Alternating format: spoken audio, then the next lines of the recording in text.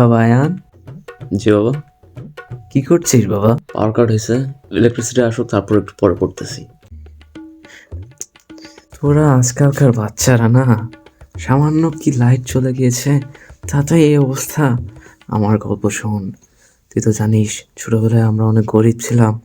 আমার বাবা আমাদেরকে আলোতে পড়ানোর সামর্থ্য ছিল না তার। ছোটবেলায় আমাদের বাতি ছিল না, কারেন্ট ছিল না, কিচ্ছু ছিল না। রাস্তার ধার থেকে পাথর নিয়ে এসে পাথরে পাথর ঘষে আগুন জ্বালিয়ে পড়তাম। তুই বলবি যে আগুন কি দিয়ে জ্বালাতা, তোমরা তো গরিব ছিলা। তাহলে শোন, যেই বই পড়তাম সেই বই পড়ার জন্য অন্য একটা বইয়ের পাতা ছিঁড়ে ছিঁড়ে সেই পাতায় আগুন লাগিয়ে তারপর বই পড়তাম। একবার আমাদের পাড়ায় একজনের বাসায় আগুন লেগে গিয়েছিল। আমার সামনে পরীক্ষা, আমি ওই আগুনের আলোতে পর্যন্ত গিয়ে বই পড়েছি জানিস। আগুনের আলো নিভে যাওয়ার পর আমি জঙ্গলে গিয়ে চলে গিয়েছি। সেই জঙ্গল থেকে জোনাকি পোকা কাঁচের বয়ে ভর্তি করে নিয়ে এসেছি। তুই তো জানিস যে জোনাকি পোকার যে পিছন দিয়ে যে আলো বের হয়, সেই আলোতে আমি বাবা, বই পড়েছি।